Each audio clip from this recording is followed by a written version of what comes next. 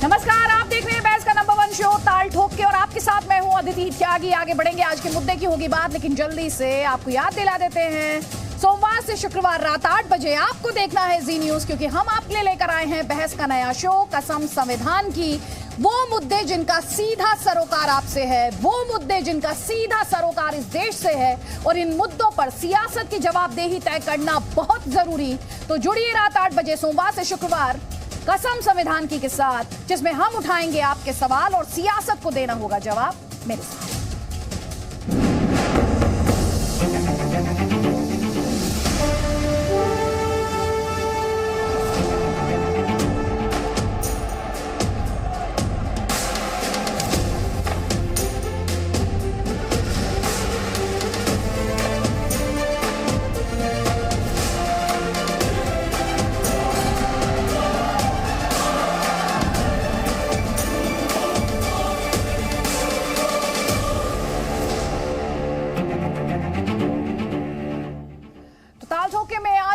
मुद्दा है देश के लोगों की आस्थाएं, हमारी और आपकी भावनाएं। आस्थाएं जैसे ना हुई बल्कि भावनाएं जैसे ना हुई, मानो क्या हो गई, मानो चिंगारी हो गई कि बस जरा सी बात पर भड़क उठती है। छोटी छोटी बातों पर भी ठेस ऐसे लग जाती है कि अपने अस्तित्व पर, धर्म पर खतरा नजर आने लगता है। बिल्कुल ताजा मामले से शुरू करते हैं। बनारस यूनिवर्सिटी में होटल मैनेजमेंट कोर्स की परीक्षा के दौरान एक प्रश्न पूछ लिया गया और प्रश्न क्या था, right classification of beef define, यानी बीफ कैसे बनाते हैं। तो इस बात पर हंगामा खड़ा हो गया। हिंदू यूनिवर्सिटी में बीफ पर सवाल कैसे पूछा गया, ये कहीं कोई साजिश तो नहीं, ये सवाल उठने लगा।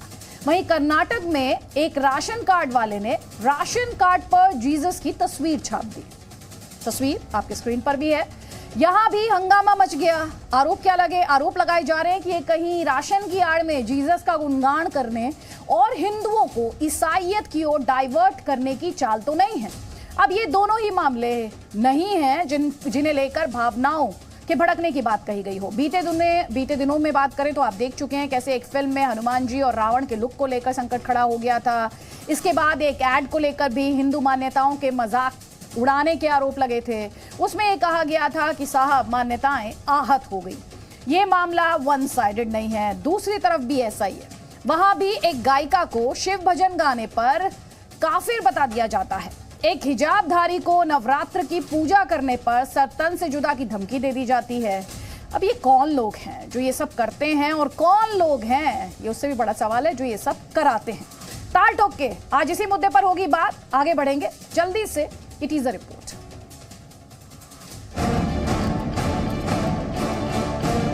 विधर्मी लोग हैं जिन लोगों ने आबो हवा खराब करने की कोशिश करी है।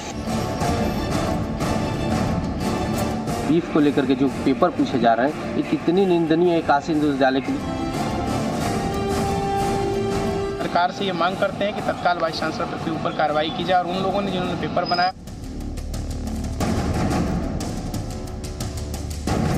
ಕ್ರೈಸ್ತ ಧರ್ಮಕ್ಕೆ ಸಂಬಂಧಪಟ್ಟಂತಹ ದೇವತೆಗಳ ಚಿತ್ರಗಳಿವೆ.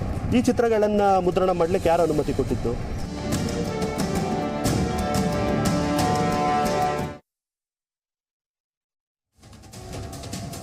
तो कई खास मेहमान इस वक्त हमारे साथ हैं। आपको बता देते हैं इस वक्त हमारे साथ अजय आलोक जी हैं, पॉलिटिकल एनालिस्ट हैं। हमारे साथ आपको स्क्रीन पर दिखाई दे रही है Yasmeen Farooqui ma'am, national secretary हैं एसडीपीआई की। और हमारे साथ राशिद शरीफ साहब हैं, प्रेसिडेंट हैं south Indian Muslim personal law board के। आप सभी का बहुत बहुत स्वागत है। लेकिन बड़ा सवाल जो आज हम इस डिस्कशन में उठा रहे हैं वो यही है कि जरा सी बात पर भारत में भावनाएं भड़क क्यों जाती हैं। हम उन बड़े मुद्दों की बात तो कर ही नहीं रहे जिन पर लंबे विवाद रहे हों। हम काशी और मथुरा की बात यहां पर नहीं कर रहे हैं। हम बात किसकी कर रहे हैं? हम यूसीसी और पॉपुलेशन कंट्रोल की भी बात नहीं कर रहे हैं। हम हिजाब और लाउडस्पीकर की भी बात नहीं कर रहे। हम उन छोटी छोटी बातों की बात कर रहे हैं जिन्हें बड़ा बना दिया जाता है और यह पूछा जाता है कि हिंदू मुसलमान जो हैं उनकी भावनाएं आहत क्यों की जा रही हैं, उन्हें इतना गुस्सा क्यों आता है, ये जज्बात भड़क रहे हैं या फिर भड़काए जा रहे हैं। और अगर ऐसे में आपका जवाब हां है तो फिर सोचने वाली बात यह होगी कि ये जज्बात भड़काने का काम कौन करता है और इन्हें भड़काने से किसका फायदा होता है। तो इन्हीं सवालों के साथ आज ये बड़ी बहस होगी कि भावनाएं इतनी भड़क क्यों रही हैं, भावनाओं की भरमार है या फिर भावनाओं को भड़काने के तौर पर एक बाजार का रूप दिया गया है? कई खास मेहमान हमारे साथ, जैसे कि आप देख भी पा रहे हैं स्क्रीन पर।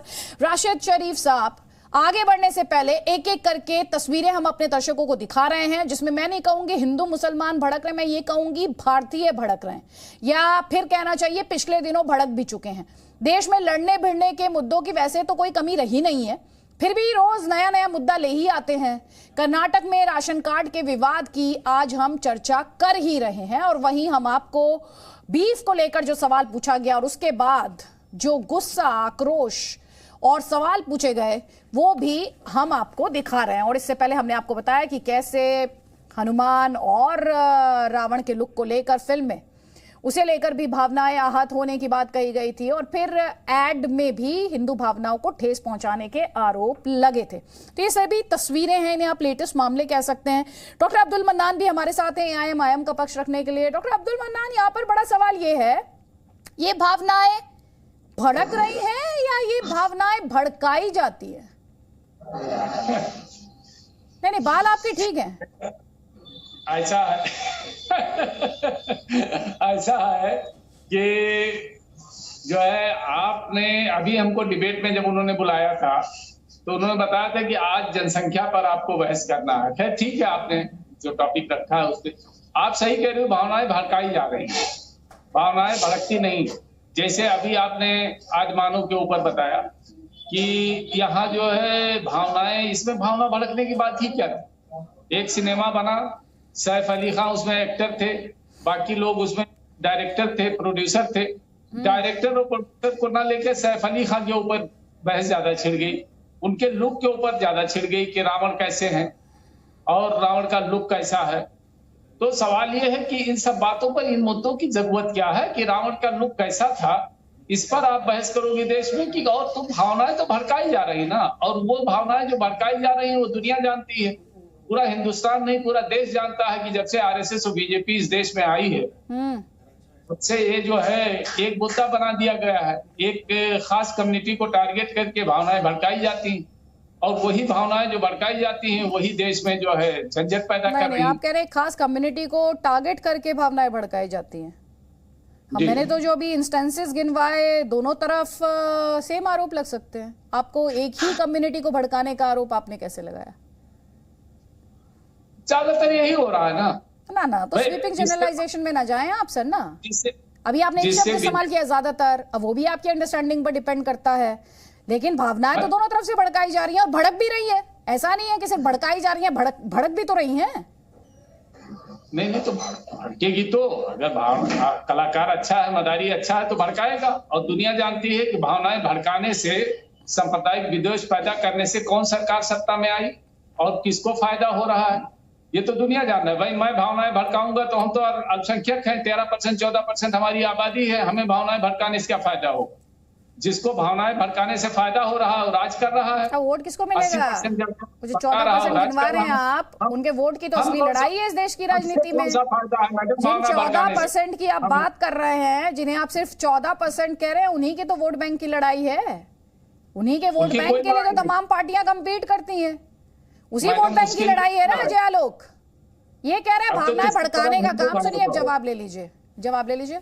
अजय आलोक ये कह रहे हैं भावनाएं भड़काने का काम बीजेपी और RSS करते हैं, और एक ही समुदाय के खिलाफ भड़काकर लोगों को उत्तेजित किया जाता है, ये भी आरोप लगा रहे हैं। देखिए ऐसा है कि हिंदू भावना है, ये मान लिया इन लोगों ने। मेरे लिए तो यही बहुत बड़ी बात है, क्योंकि इस हिंदुस्तान में रह के आजकल हिंदुओं को तो इन्होंने कुछ समझा नहीं, गाजर मूली समझा। इसमें इनका दोष नहीं है अदिति जी, इसमें दोष हम ही हिंदुओं का है, और हमारे पैरोकार जितने नेता हुए उनका दोष है, जिन्होंने हिंदुओं को कभी हिंदू समझा ही नहीं। बांट के रखा, कभी यादव में, कभी पिछड़ी जाति, कभी अगड़ी जाति, कभी अत्यंत पिछड़ी जाति, जितने वर्गीकरण हो सकते हैं हिंदुओं का वर्गीकरण होते रहा, इसलिए हिंदू को किसी ने हिंदू समझा नहीं। आप ये देखिए कि कितने आराम से हिंदू देवी देवताओं पे पिक्चर बन जाती है, उनका मजाक उड़ जाता है और कोई उस पर कुछ रिएक्शन नहीं होता है। हम लोग भी कुछ बोलते नहीं है। ये बोलना तो अब लोगों ने रियलाइज करना शुरू किया है कि हमारा धर्म है, हमारे भगवान है। जब दूसरे धर्म के लोग अपने भगवान की मजाक उड़ाना तो दूसरे से उनके बारे में सुनना तक पसंद नहीं करते हैं। सरतन से जुदा अभी हमने सुने। ईसाइयों में हमने काट देने का बात सुना, शूटिंग की बात सुनी। एक अकेला हिंदू धर्म तो है जिसके भगवान को कुछ भी बोल दीजिए, उनको बुत परस्ती कर दीजिए, उनको कुछ भी कर दीजिए, तब भी हिंदू कुछ नहीं बोलेंगे, क्योंकि कभी हिंदुओं की तो भावना थी ही नहीं। आज इस बात से सबसे बड़ा खुशी की बात है कि देश पहली बार रियलाइज कर रहा है कि हिंदुओं की भावना तो है, और जब भावना है तो भावना का दो ही काम होता है, या तो भावना आहत होती है या भावना प्रसन्न होती है। अब ये आहत कौन कर रहा है, ये प्रसन्न कौन कर रहा है, ये देश देख रहा है। अब ये फर्क ये पड़ गया है कि अब आहत होती है तो लोग बोलना सीख गए हैं कि नहीं, हमें ये पसंद नहीं है, बंद करो। ठीक है, ये आज से नहीं हुआ है, ये बहुत पहले से, अब 10 साल 15 साल से ये हो रहा है कि लोग बोलना सीख गए कि ये आप काम नहीं कर सकते। आप ये सोचिए कि फ्रांस में प्रॉफिट मोहम्मद साहब की बेइज्जती होती है और आज़ाद मैदान मुंबई में आग लग जाती है। ये होता है धर्म की भावना को भड़काने का काम। ऐसी भावना क्या आज तक हिंदू भी कहीं भड़की है क्या? बांग्लादेश में मंदिर टूट जाते हैं साहब, हम चुपचाप बैठे रहते हैं। खदेड़ दिए जाते हैं, पाकिस्तान में रेप कर दिया जाता है हिंदुओं को, हम चुपचाप बैठे रहते हैं। और यहाँ देखिए रोहिंग्या को कुछ होता है, दर्द यहाँ पे होने लगता है। ओइंगर चाइना में कुछ होता है, दर्द यहाँ होने लगता है। तो ये तो मान लेंगे ना, हिंदुओं की भावना की जागृति तो अब हुई है, और जब भावना की जागृति हो गई साहब तो किसी को भड़काने का अधिकार नहीं है। और भावना भड़का के यहाँ कोई इलाज नहीं कर रहा है। 13-14% कह रहे हैं कि हम 13-14% हैं, क्या कर लेंगे? खुलेआम इनके नेता बोलते हैं साहब कि 20 करोड़ मुसलमान, 100 करोड़ हिंदू, अलग हो जाओ, 15 मिनट पुलिस हटा लो, देखो दिखा देते हैं। ये भावना भड़काना नहीं था।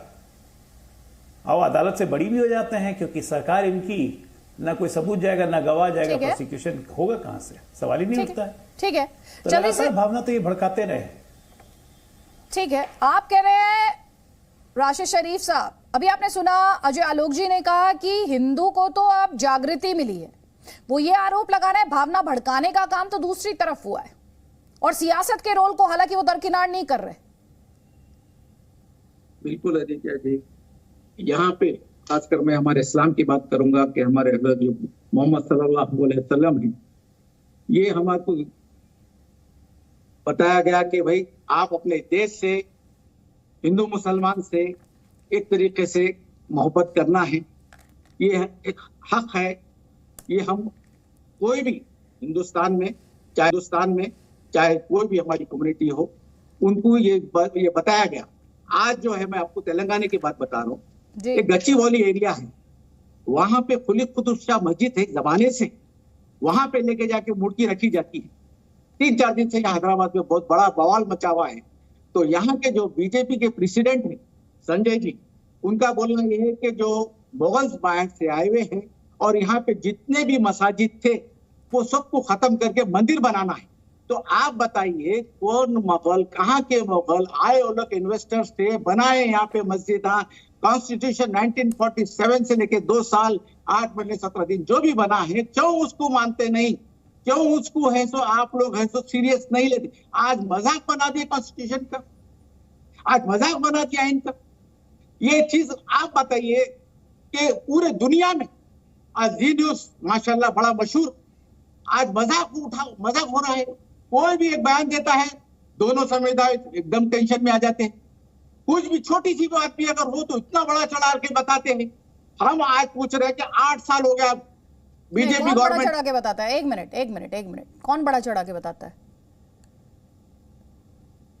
बीजेपी बताती है। अब देखिए वही बताया, मैं आपको मस्जिद का मसला बताया, कब की मस्जिद है, जमाने से मस्जिद है, वक्फ बोर्ड में उसका रिकॉर्ड है, गेजेट में उसका रिकॉर्ड है, लेके जाके मूर्ति रखी जाती है। यहाँ पे हमारी टीआरएस गवर्नमेंट सेकुलर गवर्नमेंट है, एक डिस्टर्ब करने की कोशिश होती जा रही है। आगे इलेक्शन है, किसको फायदा होने वाला है? क्यों हो रहा है ये सब? कहाँ है कानून? क्यों कानून पे भरोसा नहीं हो रहा? अरे एक मंदिर अगर है, कानून वही है जहाँ बैठे हुए हैं। मंदिर कानून तो वही है जहाँ से बैठकर आप इस वक्त मुझसे बात कर रहे हैं। कानून है, बिल्कुल मैडम, ताज्जुब हो रहा है। लेकिन हम जिन शब्दों का इस्तेमाल करें तो थोड़ा संभल कर करें। कानून पर ना सवाल उठाने लगे, कानून के अस्तित्व पर सवाल ना उठाने लगे, और हम ये इंप्रेशन ना देने लगे कि इस देश में कानून व्यवस्था खत्म हो गई है। अब हमें देखिए इन वही बातों हो का रहा है। ध्यान रखना चाहिए। निगत अब्बास ये कह रहे हैं बीजेपी बिल्कुल। हिंदू मुसलमान मंदिर मस्जिद सांप्रदायिक माहौल बिगाड़ने का काम कर रही है। आदिति जी, बड़े ही मैं कहूंगी शौक की बात है मेरे लिए जब ये लोग यहाँ पर पैनल पे आके इतनी बड़ी बड़ी बातें करते हैं कि भारतीय जनता पार्टी जो है वो जो है पीस को खराब कर रही है और इधर उधर की बातें कर रही है। आज आप मुद्दे की बात ही नहीं कर रहे हैं। आप देखिए इन लोगों की रूढ़िवादी, देखिए इन लोगों की पुरानी सोच देखिए। इनकी सोच की वजह से बच्चियां एग्जाम नहीं दे पा रही हैं। इनकी सोच की वजह से बच्चों को हिजाब ज्यादा इंपॉर्टेंट लगता है। ये इंपॉर्टेंट नहीं लगता है कि अगर एक अध्यापिका ने बिहार में ये बोल दिया कि आप हिजाब उतार कर मुझे दिखा दीजिए, सिर्फ दिखा दीजिए महिला कि आप ये दिखा दीजिए कहीं आपने ईयरफोन तो नहीं पहने। वो बच्ची ने छोड़ दिया, नहीं मैं नहीं दिखाऊंगी क्योंकि उससे मेरे घर पर दिक्कत हो सकती है, मेरे धर्म पर आंच आ सकती है, तो मैं घर चले जाऊंगी, एग्जाम नहीं दूंगी। क्यों हो रहा है ये सब? इन्हीं की सोच की वजह से हो रहा है। वहां पर कर्नाटक में, तेलंगाना में इनके एग्जामिनेशन हॉल्स में हिंदू महिलाओं का मंगलसूत्र तक उतार दिया जाता है क्योंकि उसमें ब्लूटूथ डिवाइस लग सकती है, क्योंकि उसमें फर्रे लग सकते हैं। लेकिन इतना बड़ा बड़ा हिजाब और बुर्खों में फर्रे और ब्लूटूथ डिवाइस नहीं लग सकती, उनकी चेकिंग तक नहीं हो रही है। वो हो रहा है और इन्हें लग रहा है कि पीस भारतीय जनता पार्टी खराब कर रही है। इन्हीं के नेता मंत्री जाकर बोलते हैं कि भारतीय जनता पार्टी ने माहौल खराब कर रखा है और इन्हीं के नेता मंत्री जाकर वहां पर हाहाकार मचा रहे हैं कि हम लोग तो एक बार हटाइए पुलिस तो हम ये कर देंगे, हम आएंगे तो जान से मार देंगे, हमें ये करने दीजिए, हमें पाकिस्तान जिंदाबाद के नारे लगाने दीजिए, हम वंदे मातरम नहीं बोलेंगे, हम भारत माता की जय नहीं बोलेंगे। पीस खराब कौन रहा है? मुझे बताइए ना एक भारतीय जनता पार्टी का कोई भी नेता जिसने इस प्रकार की बात करी हो, और अगर करी तो उसे फटकार पड़ी है और ये सबके सामने जग जाहिर है, कोई अलग से नहीं हुआ है। मोदी जी हो, अमित शाह जी हो, जेपी नड्डा जी हो या फिर कोई भी कैबिनेट मंत्री हो, भारतीय जनता पार्टी के दिग्गज नेता हो, निरंतर मुसलमानों के हक की बात करी और हक की लड़ाई करी है। ठीक है, जवाब ले लीजिए, जल्दी से जवाब लीजिए। राशिद शरीफ, अभी निगत अब्बास को आपने सुना, थोड़ी देर पहले आप कह रहे थे तेलंगाना में तो सेक्युलर गवर्नमेंट है, वहां तो हिंदू मुसलमान जो है, मंदिर मस्जिद जो है बीजेपी कर रही है, अगले साल इलेक्शन है। अभी निगत अब्बास बता रही थी कि वहां पर एग्जामिनेशन सेंटर पर वो तस्वीरें भी आई थी, मंगलसूत्र, बिछिया, पायल, झुमकी, इन सब में ब्लूटूथ डिवाइस ढूंढा जा रहा था, फर्रे ढूंढे जा रहे थे। वो क्या था? आपको रिजल्ट्स भी बहुत अच्छे हैं, आप देख सकते हैं, आपके भी यहाँ पे रिपोर्टर्स है। यहाँ पे जो बात हो रही है हिंदू मुस्लिम की, जो उकसाने की जो आज आपका डिबेट जो चल रहा है, वो यहाँ पे बहुत तेजी से हो रहा है, तेलंगाना में बहुत तेजी से हो रहा है। आप देखिए जो अमित शाह जी आते हैं यहाँ पे तेलंगाना में, माइनॉरिटी को जितने भी जो फैसिलिटीज है उसको खत्म कर दूंगा। ये क्या बात है मैडम? कौन होते हैं अमित शाह जी? माइनॉरिटी को जो रिजर्वेशन है वो खत्म कर दूंगा, जो स्कीम्स है माइनॉरिटी के जो सहूलतें हैं वो खत्म कर दूंगा। ये क्या बात है? ये उसकाने की बात नहीं है। और बंडी संजय बात करते हैं कि हम ऐसा ओल्ड सिटी एक एरिया है यहाँ पे, उसको है तो सर्जिकल स्ट्राइक कर देंगे। ये क्या है? कोई आता कुछ बोल के जाता, कोई आता कुछ बोल के जाता। अरे तुम डेवलपमेंट की बात, मोदी जी की स्पीच सुना था मैं, गैस सिलेंडर को नमस्ते करके जाओ। अरे पेट्रोल पंप को नमस्ते करके जाओ। जवाब दीजिए ना सर प्लीज। नहीं मैडम, राशिद शरीफ, सेक्युलरिज्म वन साइडेड तो हो नहीं सकता। सेक्युलरिज्म एक अपीजमेंट नहीं होता है सर। इनसे पूछिए आदिति जी, एक मिनट, इनसे राशिद जी से पूछिए। इन्होंने कहा कि उकसाने का काम कर रहे हैं कि सर्जिकल स्ट्राइक कर दी तो उकसाए जा रहे हैं। अरे पाकिस्तान पर सर्जिकल स्ट्राइक होती है तो आपको क्यों यहाँ पर उकसना हो रहा है, या आपको क्यों बुरा लग रहा है? आप क्यों तिल मिला रहे हैं? आपको क्यों एक उत्साहट हो रही है? वो तभी होगी ना जब आपको बुरा लगेगा। पाकिस्तान आपका चचेरा भाई है क्या जो आपको बुरा लग गया अगर वहां पर सर्जिकल स्ट्राइक हो गई? आप पाकिस्तान जाके अरे तो इसमें उकसाने वाली बात कैसे? तो आपको छाती पीट कर तालियां बजानी चाहिए ना राशिद जी। आप इंडियन इस पर तो खाली पीट, आप छाती पीट कर ताली बजाएंगे ना कि वाह वाह क्या करा है सरकार ने, दुश्मनों का मुंह नोचाए, दुश्मनों के पैरों तले जमीन खिसक गई, दुश्मनों के पैरों तले जमीन खींच ली। अरे राशिद भाई, यहाँ बैठकर आपने पाकिस्तान परस्त होने का अपनी खुद नुमाइश बनवा दी। आपने यहाँ पर सबूत दे दिया कि आप पाकिस्तान परस्त हैं। आपने सबूत दे दिया। सर्जिकल स्ट्राइक से क्या बुरा लगता है? एक सेकंड निगत अब्बास, एक सेकंड। राशिद शरीफ, अरे डबल का मीठा खाओ, क्या करते हमारे को क्या बता दोगे पाकिस्तान? अरे सर्जिकल स्ट्राइक का बात कर रहे हैं ना, एक सेकंड अब मैं इस डिस्कशन में लेके आऊंगी यास्मीन फारूकी को। यास्मीन फारूकी, अभी आपने सुना निगहत अब्बास को, प्लीज। अरे तू मैं नहीं, प्लीज। इस तरह से दर्शकों का वक्त जाया होता। और यास्मीन फारूकी तो मुस्कुरा रही हैं। सर ठीक है, चलिए गुस्सा मत हुई, मैं कॉन्टेस्टेड एमपी हूँ हैदराबाद। मैं मालूम मेरे को सियासी जो माहौल जो चल रहा है यहाँ पे, मैं जानता हूँ क्या चल रहा है यहाँ पे। हमारी गवर्नमेंट ठीक है, आपसे भी और जानेंगे वहां पर क्या माहौल चल रहा है, और जो सवाल है उन सवालों के जवाब भी आप दीजिएगा। यास्मीन फारूकी लगातार मुस्कुरा रही हैं। यास्मीन फारूकी, दो सवाल हैं। एक तो अभी निगहत अब्बास ने उठाया जो सवाल, ये कह रही हैं कि रूढ़िवादी सोच, और दूसरा सवाल जो थोड़ी देर पहले अजय आलोक जी ने उठाया था, वो कहते हैं पैगंबर साहब को लेकर कार्टून बनता है फ्रांस में, प्रदर्शन होता है यहाँ। रोहिंग्यास को लेकर एक्शन होता है तो हो जाता है प्रदर्शन यहाँ। फिलिस्तीन में कुछ होता है तो हो जाता है प्रदर्शन यहाँ। कहीं भी कुछ होता है तो हो जाता है प्रदर्शन यहाँ। तो इतनी जल्दी भावनाएं भड़क क्यों जाती हैं? अदिति जी, बहुत गर्मा गर्मी हो गई है। थोड़ी एक बात आपसे जाती तौर पे कहना चाहती हूँ। आज आप बहुत प्यारी लग रही हैं। Thank you so much. नजर ना लगे। ठंडा, थोड़ा अच्छे माहौल में बात करो। मैं थक चुकी हूँ इतनी गर्मा गर्मी से और पागलपन से। देखिए, अजय जी ने बहुत अच्छी बात कही कि हम लोग बटे हुए थे, कोई अपर कास्ट, कोई लोअर कास्ट, कोई ये कास्ट। देखिए, ये वर्ण व्यवस्था किसने बनाई, मैं उन्हीं से सवाल करूंगी। अब आपके सवाल पे आ जाते हैं कि अगर फ्रांस में कार्टून बनाया जा रहा है तो बॉम्बे में क्यों हो रहा है? तो अगर ईरान में उस पे हिजाब पे बात हो रही है तो पूरी दुनिया में भड़कम क्यों मच रहा है? कहीं पे भी कोई गलत बात होती है अदिति, तो एहतजाज कोई भी, औरतों पे कहीं पे भी अगर अपन के यहाँ अपने वो उस लड़की पे जो जुल्म हुआ था और बदतमीजी हुई थी, उसके हिसाब से सारे हिंदुस्तान में आग लगी, पूरी दुनिया में लोगों ने कहा। तो देखिए, गलत बात का कहीं पे भी असर होगा। उसको हमें हिंदू मुस्लिम मत करो अल्लाह के वास्ते। दूसरी बात यह है कि ये सियासी पॉइंट है, बिल्कुल अदिति, मैं ये बात कहूंगी यास्मीन मैम कि चाहे कोई भी हो। जी यास्मीन मैम, आपको क्या लगता है ये हिंदू मुस्लिम हो रहा है या सियासत जानबूझकर करा रही है? सियासत जानबूझ के करा रही है। क्यों? क्योंकि पूरी बात पहले एक बार मेरी नहीं होगी तो समझ में नहीं आएगा। देखिए, कुछ चीजें बहुत पुरानी, मुगल आजम एक मूवी आई थी, मुगल आजम देख के आज तक लोगों की सोच वही है कि शायद हिस्ट्री वही थी।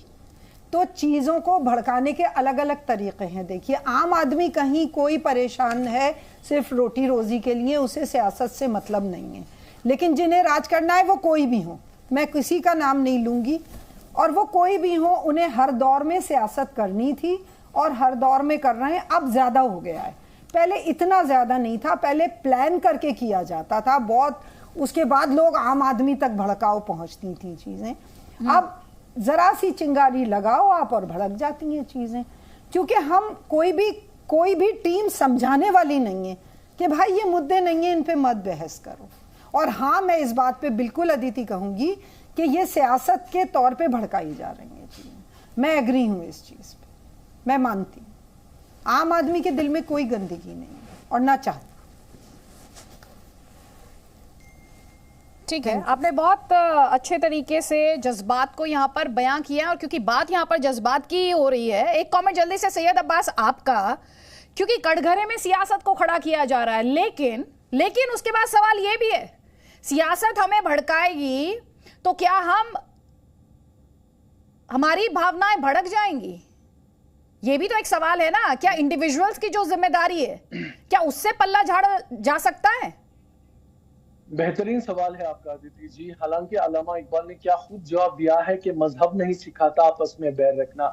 ये जो सियासी लोग हैं, जो सियासत करते हैं, चाहे वो कोई भी हो, बीजेपी हो, कांग्रेस हो, MIM हो, कोई भी पार्टी हो, मैं समझता हूं कि ये बिल्कुल गलत है और हम सबको, सब भारतीयों को इसके खिलाफ आवाज उठानी होगी। मेरे जो बड़े भाई हैं, अजय आलोक साहब हैं, बहुत सारी डिबेट्स करते हैं।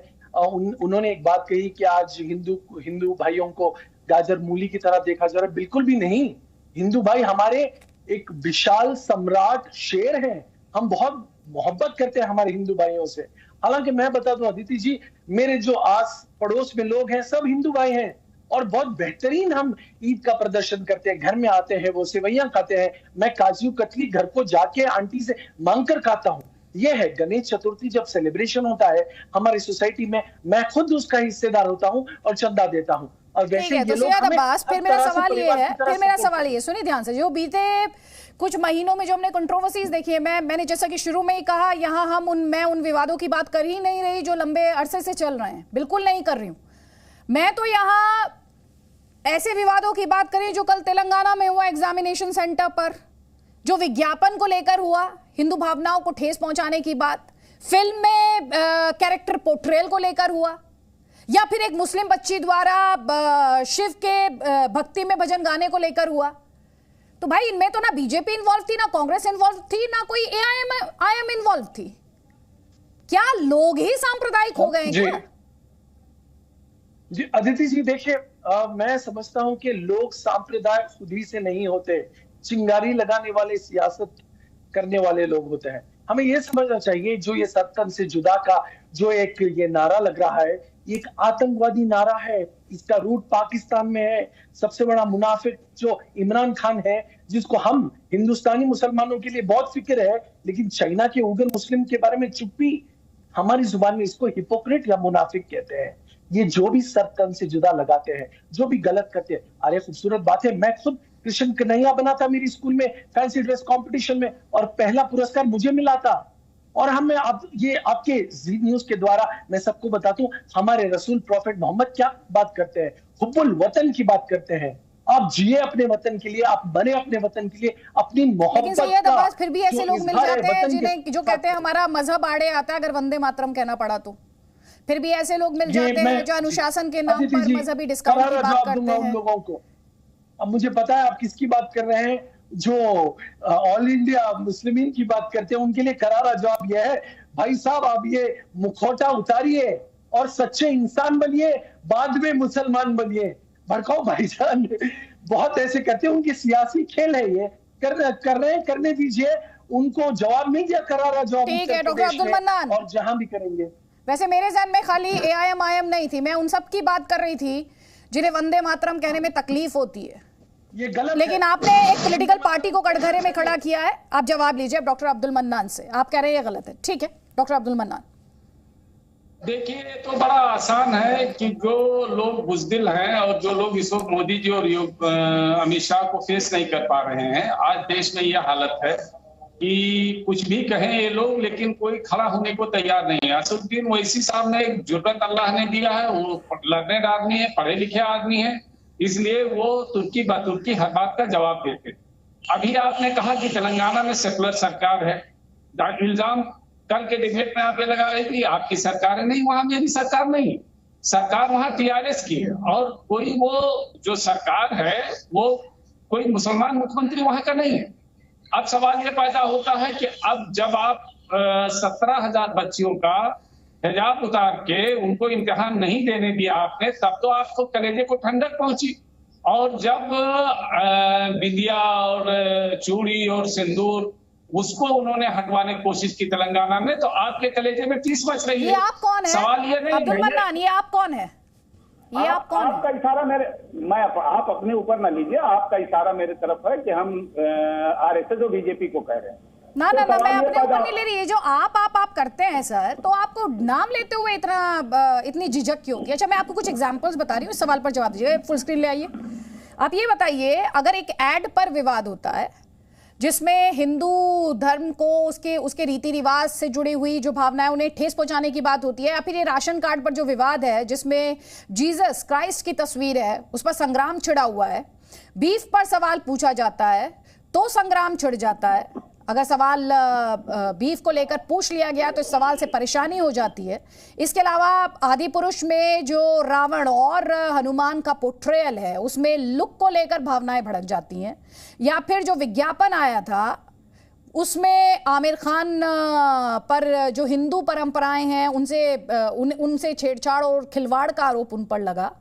या फिर मेहंदी पर जो हिंदू मुस्लिम करने की साजिश की गई वो हो। इनमें तो इसमें तो कहीं बीजेपी का नाम आपने सुना है? या जो फतवा आया भजन गाने पर फरमानी नाज के खिलाफ, उसमें कहीं बीजेपी इन्वॉल्व थी? देखिए, जो लोग इसमें एमआईएम का कोई रोल नहीं है, कोई भजन गाए, कोई गजल गाए। मोहम्मद रफी ने बहुत पहले भजन गाया है, तो कोई अगर फरमानी नाज ने भजन गा दिया तो कोई बड़ी बात नहीं है। इससे पहले जो है बहुत सारी चीजें होती रही हैं। और जहां तक आमिर खान और इनका सवाल है, कोई नई बात नहीं है। ओ माई गॉड में आपने देखा था भगवान की कितना अपमान किया था आपके उन्हें परेश रावल ने, तो उस वक्त आपको एतराज नहीं हुआ था जब उन्होंने कटघरे में सारे साधु संतों को खड़ा कर दिया था। और आज अभी जो है जब आलोक क्या नाम है, रंजन क्या नाम है आपका, ये बोल रहे थे, तो इनका सारे के सारा जुमला जहर से बुझा हुआ सिर्फ एक कम्युनिटी के ऊपर आ रहा था। आप कह रहे हैं कि हमने जात और धर्म में बांट दिया। अरे जात धर्म में हमने थोड़े बांटा है, जात धर्म में। मेरी बात सुनो, अब आप जो है बोल देते हैं बीच में।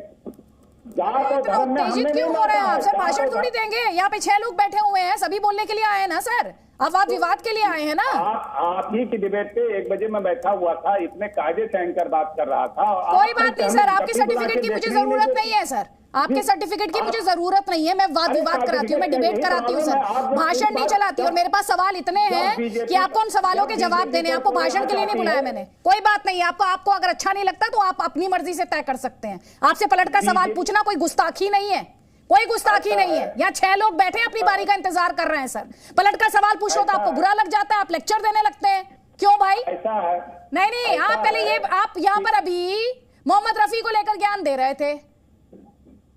क्या गाया था मोहम्मद रफी ने, जरा सा बताइए मुझे गाने के बारे में। उसके बोल किसने लिखे थे, उसमें संगीत किसका था और किस पर फिल्माया गया था, ये भी बता दीजिए मुझे। जाने एक भजन नहीं, जाने कितने भजन गाए हैं। हाँ तो बताइए ना मुझे। जब भी बीजेपी त्योहार होता है, मेरी बात सुन लो आप, जब भी बीजेपी त्योहार होता है, आरएसएस त्योहार होता है, तो आप ढाल बन के सामने आ जाती हो। सर किसी की ढाल बनने की मुझे जरूरत नहीं है। आप अपने दम, आपके मन में जो दुराग्रह है इसको निकालिए सर, क्योंकि आप मुझसे तभी रैशनल तौर पर, लॉजिकली आप मुझसे डिबेट कर पाएंगे। और ये निजी टीका टिप्पणी करना मेरी आदत नहीं है। आपकी पार्टी से और भी प्रवक्ता आते हैं और वो डिबेट करके जाते हैं मेरे साथ, और इसी अंदाज में करके जाते हैं। तो ठीक है सर, आप अगर बात करते करते भूल जाते हैं काउंटर क्वेश्चन से, तो ये आपकी दिक्कत है सर। सवाल पूछना मेरी जिम्मेदारी है, कोई बात नहीं।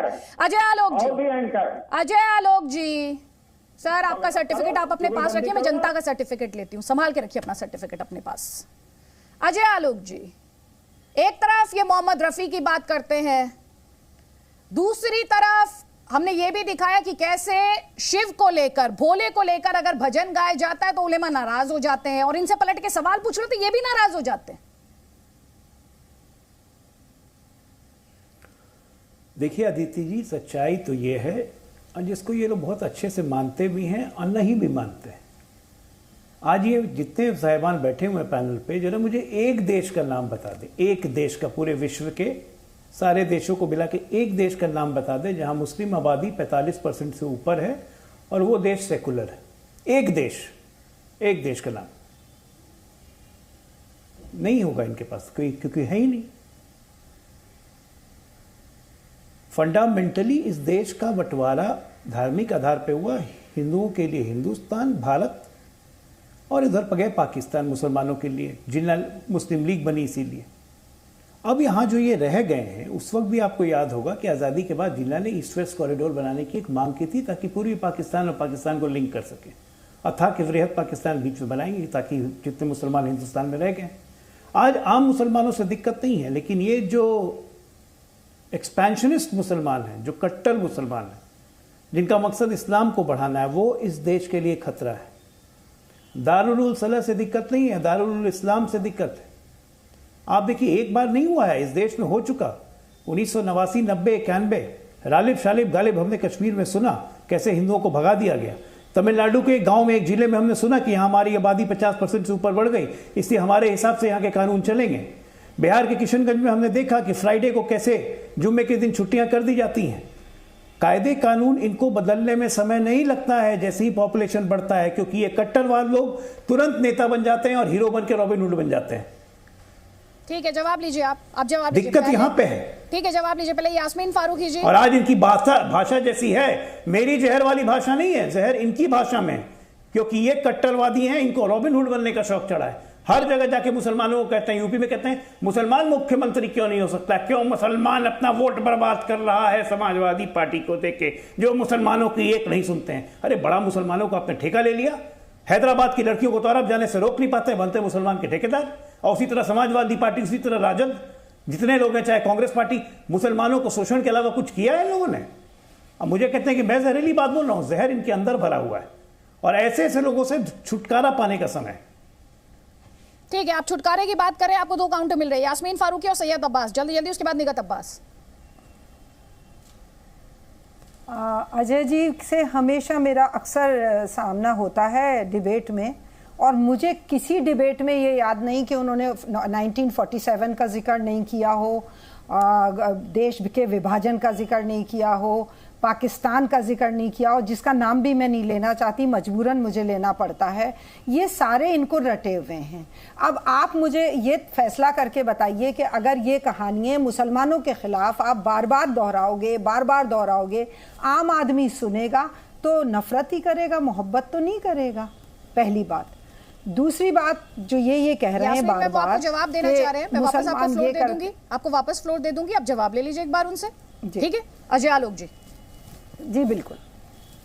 देखिए यास्मीन जी, मैं मुसलमानों के खिलाफ नहीं हूँ, मेरे बहुत सारे मुसलमान बहुत अच्छे अच्छे दोस्त हैं। मैं एक डॉक्टर हूँ, मैं इलाज करता हूँ तो धर्म देख के इलाज नहीं करता हूँ, ना इस देश का कोई हिंदू मुसलमान के खिलाफ है। मुझे ये बात इसलिए याद है क्योंकि ये सच्चाई है, ये आपको भी याद है। जिस पार्टी को आप रिप्रेजेंट करती हैं, एसडीपीआई को, उसकी फंडामेंटल आइडियलॉग क्या है? मुझे उम्मीद है कि आपने अपने पार्टी का कॉन्स्टिट्यूशन पढ़ा होगा। आपकी पार्टी भी कहती है, आपकी पार्टी और एआईएमएम की पार्टी, आपकी पार्टी हिंदुस्तान के संविधान के खिलाफ है कि इसका प्राइमरी मकसद है इस्लामाइजेशन करना इस देश का। क्या ये गलत मैं बोल रहा हूँ? ठीक है, वो आपको जवाब देना चाहिए। इस पे तो आप कुछ नहीं कहेंगी। ठीक है, आप जवाब। आपकी पार्टी का प्राइमरी विंग पीएफआई है, इस पे आप कुछ नहीं कहेंगे, आप पीएफआई को क्रिटिसाइज नहीं करेंगी। पीएफआई को आपने क्रिटिसाइज कभी नहीं किया था, इसीलिए सवाल उठेंगे। जवाब ले लीजिए, वो जवाब दे रही हैं आपको, यास्मीन फारूकी। अजय जी एक तो पर्सनल पे मत आया कीजिए, आप डायरेक्टली पर्सनल पे आ जाते हैं। मैं पर्सनल की बात नहीं करती। दूसरी बात, एसडीपीआई के लिए आप जो है वो पार्टी की बात कर रहा हूं मैडम। हम लोग भारतीय, पूरी बात सुन लीजिए, मैंने पूरी बात आपकी सुनी है। आप बोलने से पहले सोच लीजिए। मैं बहुत जिम्मेदार उसकी एक ओहदेदार हूं और मैं ये आपको चैलेंज करके कहती हूं कि हम लोगों ने सिर्फ मुद्दों पे सिर्फ उठाए हैं मामले, और हमारा कभी संविधान पे, हम लोग संविधान पे ही बात करते हैं, क्योंकि हम संविधान पे बात करते हैं इसलिए हमसे तकलीफ होती है। अजय जी सोच समझ के बोलिए, किसी पे पर्सनल अटैक करने से पहले ये सोचिए कि उसको प्रूव भी करना पड़ता है। पार्टी हमारी बहुत अच्छा काम कर रही है, गरीबों के लिए काम। मैं यहाँ पे पार्टी के लिए जबकि बात करने नहीं आई, यहाँ हमारी बात सियासत पे हो रही है, और मैं बिल्कुल 100% श्योर हूँ कि आप जो मीठा जहर देते रहोगे, वो कोई भी सियासत हो, कोई भी, मैं आप पे ब्लेम नहीं कर रही हूँ, पर आप भी ये मीठा जहर जो है ना, वो कहीं ना कहीं जाके तो असरअंदाज होता है। ठीक है, आपको 2 काउंटर मिल रहे हैं यास्मीन मैम, 2 काउंटर आपको मिल रहे हैं। पहले अजय आलोक जी, उसके बाद निगत अब्बास। अजय आलोक जी और निगत अब्बास। सबसे पहली बात यास्मीन जी, मैं पर्सनली आपकी बहुत इज्जत करता हूं, आप मेरे से उम्र में बड़ी हैं और एक पढ़ी लिखी बुजुर्ग हैं। पर्सनल मैं आप पे हो ही नहीं रहा हूं, मैं आपकी पार्टी की बात कर रहा था, जिस आइडियोलॉजी को आप रिप्रेजेंट करती हैं, जिसके आप बहुत बड़ी ओहदेदार हैं। क्या ये सही नहीं है कि आपका मिलिटेंट विंग पीएफआई था? क्या ये सही नहीं है कि एसडीपीआई पे 85 केस चल रहे थे देशद्रोह के, जिसे सिद्धारमैया की कांग्रेस सरकार ने वापस लिया था? क्या ये सही नहीं है कि केरला के आतंकवादी दस्तों के साथ आपका डायरेक्ट कनेक्शन था, जो प्रूवन है, जिसके कारण आज भी लोग जेल में सड़ रहे हैं, उस पर आप भाग जाते हैं? क्या ये सही नहीं है कि पीएफआई का हाथ इस देश के तमाम दंगों में हो चुका है और वो आपकी पॉलिटिकल आइडियोलॉजी का एक आर्म्ड विंग है? ये सब तमाम बातें हैं। आप पॉलिटिकल पार्टी की आड़ में रह के अपने बाकी हरकतों को पर्दा नहीं कर सकते। अजय जी आप बात सुन लीजिए। अजय जी अब अगर देखिए, आप आए पार्टी पे और जातियत पे, अब मैं आ रही हूँ आरएसएस पे। क्या मैं अगर उसकी चीजें खोलना शुरू कर दूं तो क्या मैं आपके लेवल पे आना नहीं पसंद करूंगी? लेकिन मैं अगर आरएसएस की बात करूं कि क्या कौन सा लेवल? आरएसएस ने तो इस देश के लिए अच्छा काम किया। एक आरएसएस कभी आतंकी गतिविधियों में नहीं गया मैडम। मैं तो पहली बात आरएसएस को रिप्रेजेंट नहीं करता। अजय जी बात पूरी होने दीजिए उनकी, प्लीज। यास्मीन फारूकी। आरएसएस की कितनी शाखाएं जो के है ना बंदूक चलाना, तलवार चलाना। आपके शाह साहब जो आपके महाराष्ट्र के हैं, उन्होंने खुद ने कहा है बम ब्लास्ट में हाथ होना। देखिए, अगर ब्लेम पे ब्लेम करने आए ना तो सिर्फ अपन लोग ब्लेम करते रहेंगे। मैं आज फिर ये बात कह रही हूँ कि मैं उस लेवल पे नहीं जाऊंगी, कभी भी मैं ब्लेमिंग नहीं करूंगी। मैं आपसे यही हाथ जोड़ के कहती हूँ कि आइए हम मिलके एक अच्छा भारत बनाएं, प्यारा भारत बनाएं। क्यों हम सिर्फ है ना पत्थरबाजी करते रहें? हम वही पत्थरबाजी कर रहे हैं। आज आपको एक बात मैं कह देती हूँ अदिति, एक लास्ट बात, धर्म सबसे बड़ा नशा है दुनिया का, और जिसको ये नशा पिला दिया गया ना, वो अगर उससे ये कहोगे तुम खुदकुशी कर लो, चाहे वो कोई सा भी हो, वो जाके खुदकुशी कर लेगा। मैं इतनी बड़ी बात कह रही हूँ। ठीक है, निगत अब्बास। थैंक यू आदित्य जी। आदित्य जी, मुझे ना अभी हंसी आ रही थी, आपने शायद नोटिस किया होगा, व्यूअर्स ने भी देखा होगा, जब यास्मीन जी बहुत ही मुझसे उम्र में बहुत बड़ी हैं, मेरी वरिष्ठ हैं, मैं इनसे सीखना चाहती हूँ और बहुत ही अच्छा लगता है, सुनने में बहुत अच्छा लगता है।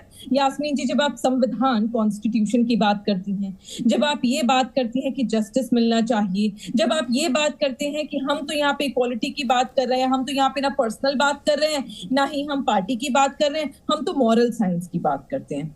मैम, मॉरल साइंस की बात कर लेते हैं। आप कभी भी खड़ी ही नहीं होती हैं जब किसी महिला को 3 बार तलाक देकर उसको घर से बेघर कर दिया जाता है। आप कभी भी खड़ी नहीं होती हैं यास्मीन जी जब एक शौहर 4-4 बीवियां करके आ जाता है। मेरे बारे में फिर जानती नहीं है। 4-4 बीवियां करने का मन कर रहा था, पर्सनल लाइफ के बारे में आप नहीं जानती। यास्मीन जी, मैं आपके बीच में बोली नहीं। यास्मीन जी, आपको कभी भी बुरा नहीं लगता है जब हलाला के नाम पर एक मुसलमान बच्ची का रेप कर दिया जाता है? आपको तब भी बुरा नहीं लगता है जब एक नाबालिग बच्ची का 80 साल के बुजुर्ग व्यक्ति के साथ ब्याह रचा दिया जाता है? कि सब हो रहा है ना मुसलमानों में।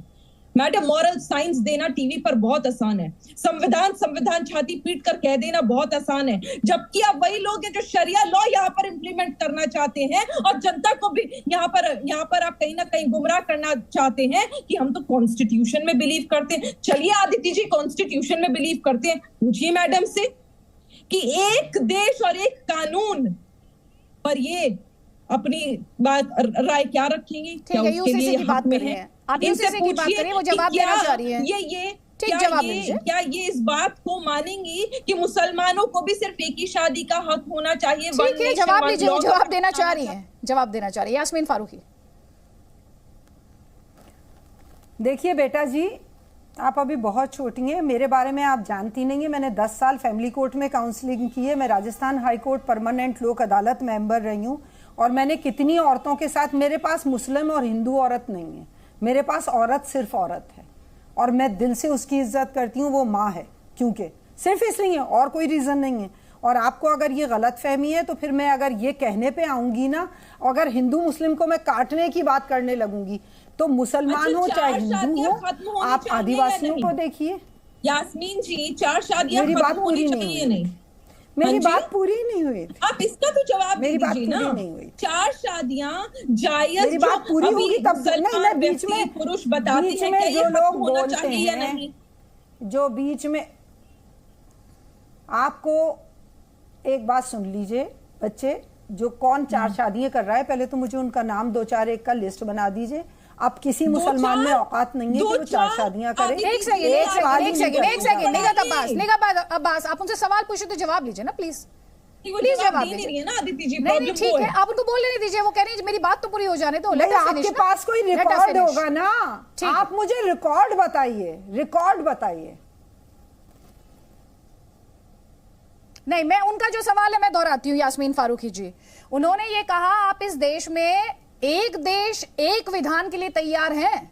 उनका सवाल, कोर क्वेश्चन जो था वो ये था। ये सवाल ही नहीं है यहाँ पे, ये बहस का मुद्दा ही नहीं है, तो मैं उस बहस पे क्यों आऊं? जिस दिन आप इस बात पे डिबेट करेंगी उस दिन मैं इस डिबेट पे आ जाऊंगी। बात जिस चीज पे हो रही है उस डिबेट पे बात करें। पार्टी का सवाल हंसने से काम नहीं चलता बच्चे। बात मत करो, व्यक्तिगत बात मत करो, धर्म की बात नहीं, मत पार्टी करो, की बात आप की है यहाँ पर मैंने। मॉरल साइंस की बात मत करो, तो बात करो क्या? आदित्य जी, आपने बताया नहीं था कि टीवी डिबेट पर आकर डिबेट करनी है, सिर्फ हंसना नहीं है। यास्मीन जी को आपने बताया नहीं। आप पढ़ी लिखी हो, आपको पता है जिस टॉपिक पे बात होती है उसी पे होती है। कितना पढ़ा है, पता ही नहीं है, कितना पढ़ा है? आपको पता है कि जिस जिस सब्जेक्ट में बात होती है उसी का एग्जाम दिया जाता है, एक सब्जेक्ट में दूसरे सब्जेक्ट का एग्जाम नहीं होता। जी आज तो आप सब्जेक्ट की बात ही नहीं कर रही हैं, यहाँ तो बात हो रही है रूढ़िवादी की। आप तो उस पर भी बोलना नहीं चाह रही हैं। आपने वहां से भी पलड़ा झाड़ लिया, आपने यहाँ से भी झाड़ लिया, बस मुंह पे हाथ रखकर हंस रहे हैं आप। मैम अगर आप ये बात मानते हो कि मैं आपसे बहुत छोटी हूँ, आपने 15 साल काम करा है, 20 साल काम निजी नहीं होते हैं ये डिबेट तो मैं के लिए नहीं, मुद्दे पर बहस के लिए। जल्दी से कमेंट राशिद शरीफ आपका। राशिद शरीफ ये कह रही है, निगहत अब्बास ने एक सवाल उठाया कि इस देश में अगर इस तरह के मामलों पर विराम लगाना है तो सैयद अब्बास मैं आपको आगे मौका दूंगी, प्लीज। अभी मेरा सवाल राशिद शरीफ से है, इंतजार कीजिए आप अपनी बारी का, अपनी बारी का इंतजार कीजिए आप प्लीज। राशिद शरीफ आप थोड़ा उनको क्या सपोर्ट करें कि खूबसूरत दिख रहे हैं बोल के, ये गलत है मैडम। हम भी तो बैठे हुए हैं, आप उनको थोड़ा क्या सपोर्ट करें कि खूबसूरत दिख रहे हैं। मैं उन्हें सपोर्ट कर रही हूँ। आपको बड़ी तकलीफ हो गई सर, आपको बड़ा बुरा लग गया, उन्होंने ये कह दिया मैं अच्छी लग रही हूँ तो, और मैंने क्या सपोर्ट कर दिया, जरा आप इलैबोरेट करें, मैंने क्या सपोर्ट कर दिया? उनसे सवाल पूछा गया और मैंने उनसे सवाल का जवाब ले लिया। यास्मीन जी आपको मैंने क्या सपोर्ट किया इस डिस्कशन में? उनसे सवाल ले लिया, इसलिए ये सपोर्ट कहा जाएगा अब इस देश में? राशिद शरीफ उनसे सवाल लेना, उनसे काउंटर क्वेश्चन लेना, अब ये इस देश में सपोर्ट की संज्ञा में आता है? ये बात नहीं कर रहा हूँ मैं, ये बात यही बात कर रहे हैं आप। आपको तो बुरा लग गया कि यास्मीन फारूकी से जब निगहत अब्बास सवाल पूछ रही थी मैंने जवाब क्यों देने दिया उन्हें? पहले सोच तो लिया कीजिए, आप लोग बोलते क्या है? आप लोग सोचते हैं थोड़ा बहुत सोचते हैं आप या नहीं सोचते हैं? तो आप उनको खूबसूरत दिख रहे बोल के बता दिया तो उन्होंने मुद्दे से हट गए, उन्होंने तलाक पे चले गए, उनको हिबा पे चले गए, उनको इस पे चले ना अब आप भी मुद्दे से हट गए, अब आप तलाक पे जा रहे हैं, आप विवाह पे जा रहे हैं। अभी जो मैं आपसे पूछ रही हूँ, आपको क्या तकलीफ हुई यास्मीन फारूकी मुझसे बात कर रही थी तो, और आपको उनमें सपोर्ट कहाँ दिखा मेरा? नहीं आप मुझे बताएंगे। अभी आपने जो आरोप लगाया ना सर राशिद शरीफ साहब, आप आरोप लगाकर इस डिबेट से जा नहीं सकते हैं। नहीं बिल्कुल नहीं, आप शायद इस डिबेट में पहली बार आए होंगे शरीफ साहब, आरोप लगाकर आप नहीं जाएंगे। क्या सपोर्ट किया मैंने यास्मीन फारूकी जी को, बताइए जरा, यास्मीन जी इलैबोरेट कीजिए, क्या किया सपोर्ट में मैंने? यास्मीन जी की बात नहीं कर रहा हूँ मैं, निगहत अब्बास की बात कर रहा हूँ मैं। जो आप थोड़ा उनको जो सपोर्ट करे कि खूबसूरत दिख रहे हैं वो, तो उन्होंने आपको ये कहाँ से सुनाई दिया भाई? ये कौन सा डिबेट देख रहे हैं राशिद शरीफ? नहीं आप ये कौन सी डिबेट देख रहे हैं? ये डिबेट आपको पता है टिप्पणी किसने की थी? निगहत अब्बास भी हंस रही है और यास्मीन फारूकी भी हंस रही हैं। और सर आप कौन सी डिबेट में थे? मैं तो ये सोच रही हूँ तब से, आप ये नहीं आइडेंटिफाई कर पाए कि किसने क्या कहा। आदित्य जी मैं ये नहीं बोल रहा हूँ, मैं मुद्दे से हटो मत बोल रहा हूँ। मैं मुद्दा ये जो आप जो इतना जो प्यारा मुद्दा उठाए हैं कि जो उसका मुद्दा प्यारा नहीं है, मुद्दा तो बहुत गंभीर है और बहुत संजीदा है। हाँ, ये तो भारत के प्यार को बचाने के लिए उठाया गया मुद्दा है। प्यारा मुद्दा मत बताइए। हिंदू मुसलमान में अगर थोड़ी देर पहले जो यास्मीन फारूकी कह रही थी कि मीठा जहर घोला जा रहा है, प्यारा मुद्दा मत बताइए। सियासी डिबेट नहीं कर रही मैं। नहीं मैडम, मैं ये बताना चाह रहा हूँ कि जो आज हमारे पास जो आज हिंदुस्तान में हो रहा है, मेरे साथ जो बैठे हुए मेरा ज्यादातर टाइम पूरा है तो मेरे हिंदू भाई में जाता, ज्यादातर टाइम मेरा है तो पूरा इन लोग के साथ बीतता। क्योंकि अगर ये चीज है तो ये मुद्दा जो है उसकाने का जो मुद्दा है उसको है तो आप उस पर बात करो। तो आपको क्या लगा किस मुद्दे पर बात हो रही है यहाँ पर? आप देखिए आप किधर चले गए वो लोग पूरे। नहीं वो लोग किधर चले गए? सुनिए ना, उकसावे की बात नहीं हो रही क्या? किस वजह से ये हो रहा है सब कुछ, इस पर बात नहीं हो रही तो क्या बात हो रही है? आदित्य जी यहाँ के मैं तेलंगाना की मेरे तेलंगाना की बात कर रहा हूँ, मैं मेरे हिंदुस्तान की बात कर रहा हूँ। मैं मेरे आज जो माहौल है, आज जो माहौल जो हम देख रहे हैं, हम हमारे आंखों से देख रहे हैं कि जो माहौल जो फिरकों में बढ़ रहा है, एक हिंदू मुसलमान में बढ़ रहा है, वो चीज नहीं चाहिए, वो चीज नहीं होना, वो बात कर रहे हैं। हाँ 47 याद है? 47 याद है या आप भूल गए हैं? मैडम 1947 भी याद है मेरे को, गुजरात भी याद है मेरे को, मुजफ्फरनगर भी याद है मेरे को, मक्का मस्जिद ब्लास्ट भी याद है, अजमेर ब्लास्ट भी याद है, सब याद है मेरे। नहीं अभी आप जो आपने पॉइंट रखा उसके कॉन्टेक्स्ट में मैं पूछ रही थी आपसे, उसके कॉन्टेक्स्ट में पूछ रही थी। आप कह रहे थे कि बांट रहा है हिंदू मुसलमान में। बिल्कुल मैडम। हाँ तो हैदराबाद का विलय भी आपको याद होगा, फिर हिस्टोरिकल फैक्ट्स में भी बात कर लेते फिर। मेरा आपके चैनल पे आने का एक ही मकसद है कि ये हिंदू मुसलमान को कोई जुदा कर नहीं सकता, आगे सब अच्छे काबिल लोग आना चाहिए, ऐसी चैनल पे डिबेट होना चाहिए। उसको है सो मालूम होना है कि मैं अब मेरे साथ एक हमारे मेरे कैबिन में है सो मुकेश जायसवाल बैठे हुए, जमाने से साथ है हमारा, हम उनके घर पे हमारे घर पे खाना खाते कर रहे हैं। तो ये चीज मैं बताना चाह रहा हूँ कि कोई भी चाहे कितना भी उसका लो, हमको चलना नहीं है। निगहत अब्बास ये कह रहे हैं हिंदू मुसलमान में बांट दिया गया है देश को। निगहत अब्बास पहले आप, उसके बाद अजय आलोक, जल्दी जल्दी। और आप अपने आप को अनम्यूट कर लें प्लीज। जी थैंक यू आदित्य जी।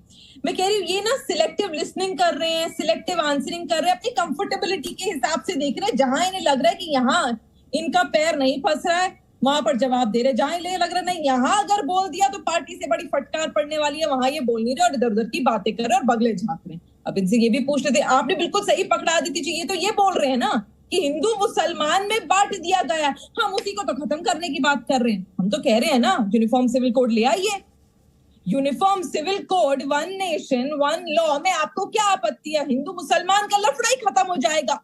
जितनी डिस्क्रिमिनेशन धार्मिक तौर पर हो रही है वो सब खत्म हो जाएगी, क्योंकि सारे एक कटघरे में आके खड़े हो जाएंगे।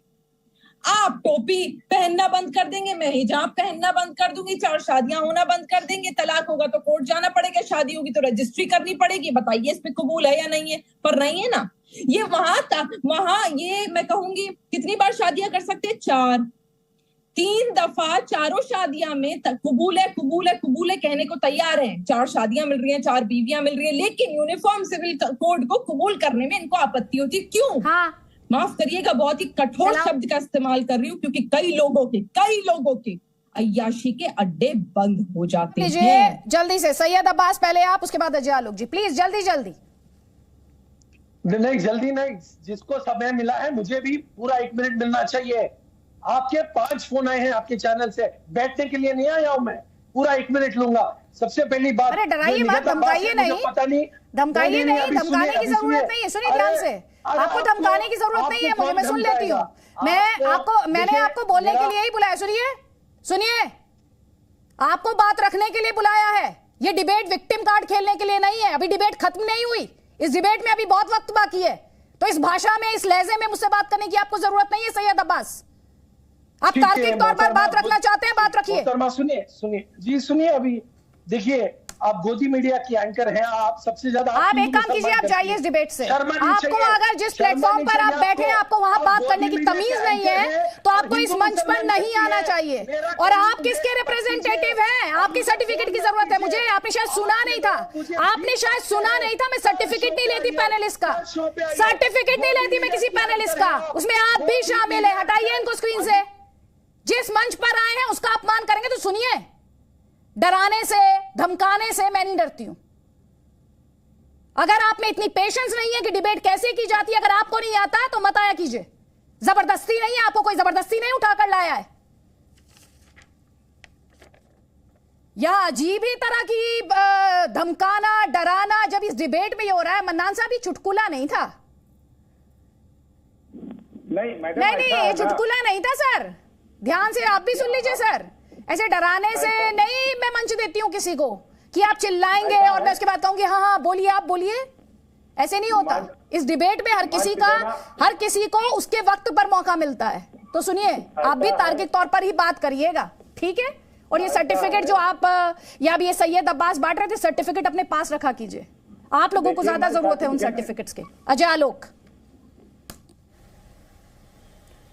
देखिए अदिति, मैं सबसे पहले अब्दुल मन्नान साहब बैठे हुए हैं, जरा इन्हीं से पूछना चाहता हूं कि भैया किसी हिंदू की औकात है पाकिस्तान में जाके बोलने की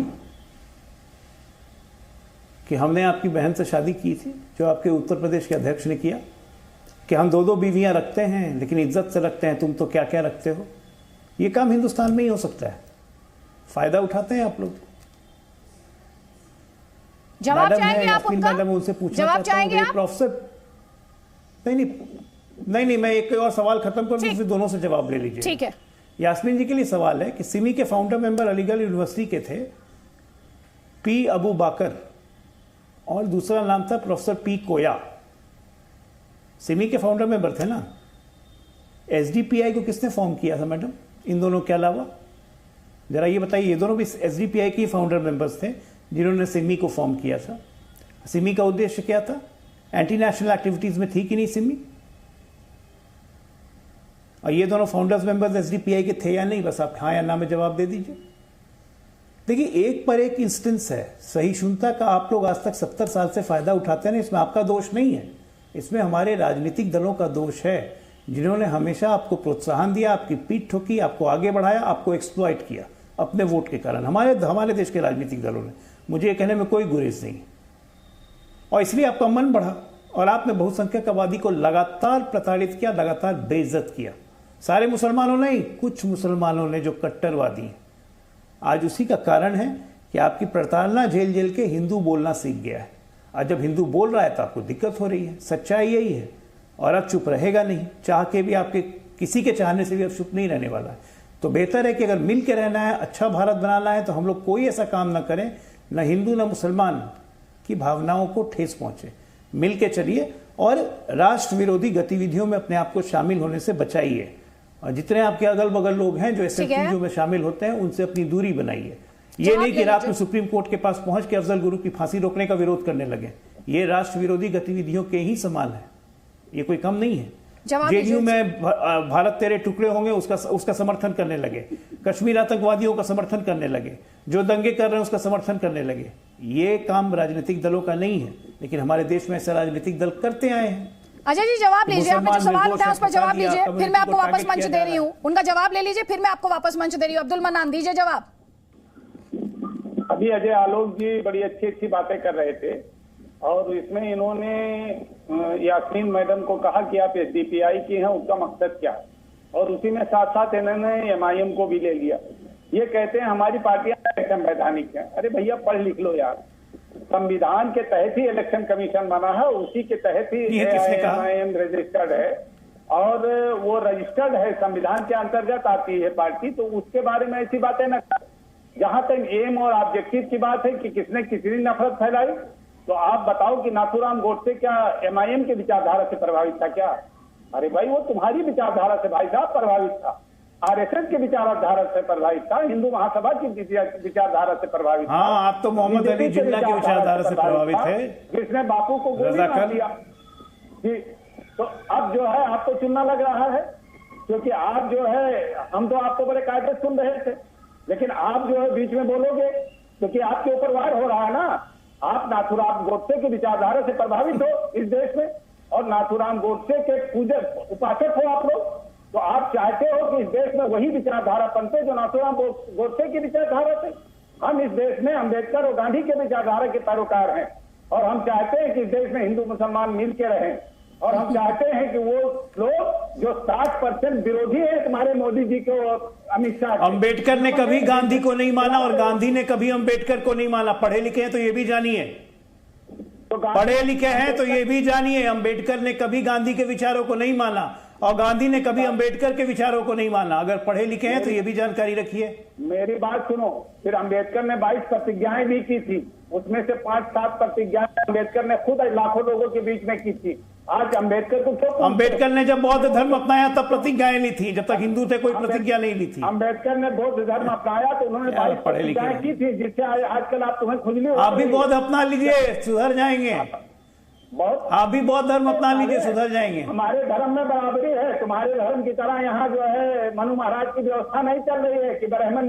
अच्छा, धर्म को सर्टिफिकेट देने का काम आप कर रहे हैं। ये देखिए इनकी औकात देखिए, इनकी औकात देखिए, इनकी औकात देखिए, नेशनल टीवी पे कैसे बोल रहे हैं। आस्था का अपमान कर रहे हैं। इनकी औकात देखिए इनकी। अब्दुल मन्नान, आप दूसरों के धर्म का अपमान कर रहे हैं, अपनी आस्था को आप सर्वोपरि बता रहे हैं, और दूसरों के धर्म को सर्टिफिकेट दे रहे हैं। सर, इनकी औकात दूसरों के धर्म को सर्टिफिकेट देने का काम कर रहे हैं। थोड़ी देर पहले कॉन्स्टिट्यूशन की बात कर रहे थे।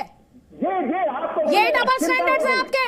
आप किस बात से परेशान हो रही हैं? मुझे परेशान होने की जरूरत नहीं है, परेशान तो आपको जनता करती है, परेशान तो आपको जनता करती है। खूब गला फाड़ कर आप चिल्लाए थे उत्तर प्रदेश के इलेक्शंस में, जब यादव सीएम हो सकता है, पिछड़ों का सीएम हो सकता है, दलितों का सीएम हो सकता है, मुसलमानों का सीएम नहीं हो सकता। फिर क्या जवाब मिला आपको उत्तर प्रदेश की जनता से? अरे बुरा क्यों लग रहा है? अब आप क्यों बौखला रहे हैं? आप क्यों बौखला रहे हैं? मैं तो अब आपका तथ्य बता रही हूँ आपकी से जुड़ा हुआ। अब क्यों बुरा लग रहा है आपको? मुसलमानों ने नहीं चुना आपको अपना चेहरा, अरे उस पर बताइए ना मुझे। आप क्यों आप बोल रहे हैं मुझे कुछ सुनाई नहीं दे रहा। ध्यान रखिए इस बात को, मेरे साथ बोल रहे हैं मुझे कुछ सुनाई नहीं दे रहा। कुछ भी बोलेंगे आप। ऑडियो डाउन कीजिए इनका, अभी ऑडियो डाउन कीजिए। आप ये बताइए, आप इतने बड़े मुसलमानों के रहनुमा थे, आप दूसरे धर्म की आस्था का मजाक उड़ा रहे हैं यहाँ पर। आपको क्यों नहीं चुना मुसलमानों ने? क्यों रिजेक्ट कर दिया आपको? होगी, ऐसा मत समझो कि तुम बची रहोगी, एंकर हो तो। कहाँ बची रहूंगी मैं? और क्या कराएंगे आप? मुझे धमका रहे टीवी में बैठकर? क्या कराएंगे आप? धमका रहे हैं कि मैं बची रहूंगी? क्या कराएंगे आप? मैंने कुछ अनकॉन्स्टिट्यूशनल कहा है, कुछ असंवैधानिक कहा है, कुछ गैर कानूनी कहा है? आपकी 5 बातें मैं ऐसी बता सकती हूँ। आप एक आस्था का अपमान करेंगे, मजाक उड़ाएंगे और मैं इस पर आपको आकर एक आपत्ति दर्ज नहीं करा सकती हूँ? आपको ये आपका लेवल हो गया है कि अगर आपकी गलत बात को रोका जाए तो आप धमकाने पर आ जाते हैं कि ऐसा मत सोचो कि तुम बची रहोगी। क्या कराएंगे? बताइए आप क्या कराएंगे? अब्दुल मन्नान क्या कराएंगे आज? बताइए आप करोड़ों दर्शकों को कि आप क्या कराएंगे अदिति त्यागी को? आप बताइए ना मुझे। धमका क्यों रहे हैं? बताइए मुझे। अब जब इतना ही धमका रहे तो पूरा धमका लीजिए, पूरा धमकाने की कोशिश पूरी कीजिए। फिर आज क्या कराएंगे आप? क्या कराएंगे आप? बस चिल्लाएंगे। पहले डिबेट करना सीखिए, तब डिबेट में आइए। लेकिन अजय आलोक, ये कौन सा लहजा है? ये क्या तरीका है? इनकी सियासत को जोड़कर सवाल पूछो, इनकी सियासत से जुड़े आंकड़े पूछो तो इन्हें बुरे लग जाते हैं। और ये टीवी में बैठकर एंकर को धमकाते जरूर हैं कि तुम बची रहोगी। ऐसा तुम्हें कैसे लग सकता है? देखिए, ये लोग डरे हुए डरपोक किस्म के इंसान हैं जिनका कोई काम नहीं है बकबक करने के अलावा। सामने पड़ जाए तो दुम पीछे करके बिल्कुल भागते कहीं से भी। ये आदमी, ये रजाकार लोग, ये कभी इस देश के थे ही नहीं। ये रजाकार है, मैं तो शुरू से कहता हूं। ये जितने मुसलमान यहाँ पे जो उपद्रव फैलाते हैं, चाहे वो PFI हो, चाहे वो ओवैसी के गुंडे हो जो हैदराबाद में खुलेआम नौटंकी कर रहे थे, या कानपुर में दंगे करने वाले, ये सब निजाम के छोड़े हुए रजाकार की सेना के लोग हैं जो हिंदुस्तान में अवैध तरीके से बचे हुए हैं। मार मार के निकाल देना चाहिए। देश के माहौल इन्होंने खराब कर दिया है। इन लोगों को हिम्मत देखिए, हिंदू धर्म पे सवाल उठाते हैं। इस देश में इंस्टीट्यूशंस है सर। आप इतने वरिष्ठ हैं, आप खुद एक डॉक्टर भी हैं, आप प्रोफेशनल भी हैं, आप तो संयमित भाषा का इस्तेमाल करेंगे सर। आप तो संयमित भाषा का इस्तेमाल मैं संयमित हूं। संयमित होने का मतलब नहीं है कि मेरे संयम का ये मजाक उड़ाएं। आपके सामने बैठ के, मेरे सामने बैठ के, आपके चैनल पे बैठ के ये हिंदू धर्म पे चैलेंज कर रहे हैं। इनकी इतनी हिम्मत हो गई। मैंने आज तक कभी अपने, इतने दिन हो गए मुझे डिबेट करते हुए, आज तक मैंने किसी धर्म के विरुद्ध एक शब्द ही बोला है। इज्जत करते हैं हम लोग हर धर्म की। तो इसका यह मतलब नहीं कि हम मेरे धर्म और मेरे धार्मिक निष्ठा पे कोई सवाल उठाएगा, वो भी अब्दुल मन्नान जैसा घटिया आदमी, और मैं चुपचाप सुनूं। इनको हिम्मत किसने दी है? मैंने डिबेट के शुरुआत में बोला कि मैंने बोला प्रॉफिट पे सवाल उठता है। फ्रांस में प्रोटेस्ट होता है आजाद मैदान में, और इनकी हिम्मत की ये बैठ के हैदराबाद से या दिल्ली से हिंदू धर्म पे सवाल उठाएं। आज अगर हिंदू रुद्र रूप में आ गए तो ये जिंदा बचेंगे? ये रहेंगे इस देश में? धमकी दे रहा हूं मैं सुन पे। नहीं, धमकी मत दीजिए सर। यहाँ पर इस देश में कानून व्यवस्था, इस देश में तमाम लीगल प्रोविजंस हैं जो किसी स्टेटमेंट और सिचुएशन से डील करने के लिए काफी हैं।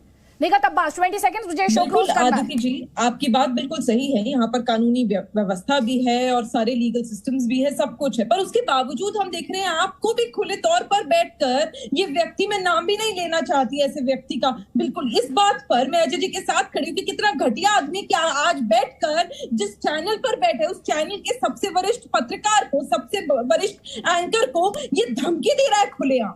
आप सोचिए लोगों की हिम्मत कितनी बड़ी है। और आप ये सोचिए, आप तो फिर उस प्रेस्टिजियस पोजीशन पे आदिति जी आज, जहां पर आपको कोई छू नहीं सकता, आपका बाल बाका नहीं कर सकता, तो ये अपने घर के भीतर बैठी हुई महिलाओं का क्या हश्र करते होंगे? जरा पूछिए किस प्रकार ये डोमिनेट करते होंगे। और ये वही लोग हैं जिनके घर से खबरें आती हैं कि एक महिला के ऊपर तेजाब छिड़क कर उसे जला दिया गया या मार दिया गया। ये वही लोग हैं। खुले तौर पर कहती हूँ, जो व्यक्ति करोड़ों, इतना बड़ा न्यूज चैनल है जी न्यूज, करोड़ों लोग इसे देखते हैं, प्राइम डिबेट है, इस शो पर देखते हुए लोगों को बिना डरे आपको अगर खुले तौर पर धमकी दे रहा है ना, तो ये व्यक्ति, इस व्यक्ति, ये जिस पार्टी से आता है उस पार्टी के व्यक्ति, उस पार्टी के नेता मंत्री, वहां के लोग नहीं डरते और वक्त वक्त पर ये इस बात का सबूत, इस बात का प्रमाण दे चुके हैं। और आज ठीक है, हमें एक ऐसे व्यक्ति को कभी भी डिबेट पर नहीं बुलाना ठीक है, चाहिए, क्योंकि मुझे इस डिस्कशन को यहीं पर क्लोज करना होगा। आप सभी मेहमानों का बहुत बहुत शुक्रिया। और अब्दुल मन्नान ने गाने का अधूरा जिक्र किया था, उसे मैं पूरा कर देती हूँ। 1952 में फिल्म आई थी बैजू बावरा, जिसका गीत था मन तड़पत हरिदर्शन को आज। मोहम्मद रफी ने गाया था, शकील बदायूनी ने लिखा था और नौशाद ने कंपोज किया था। अब सोचिएगा, ये गीत अगर आज बना होता तो क्या इन तीनों के साथ वही नहीं होता जो फरमानी नाज के साथ हुआ था? तो सोचिएगा कि 1952 से 2022 तक इन 70 सालों में कहां आ गए हैं हम। सवाल वही है कि मेरा देश बदल रहा है, लेकिन इतना भड़क क्यों रहा है? बहुत बहुत धन्यवाद।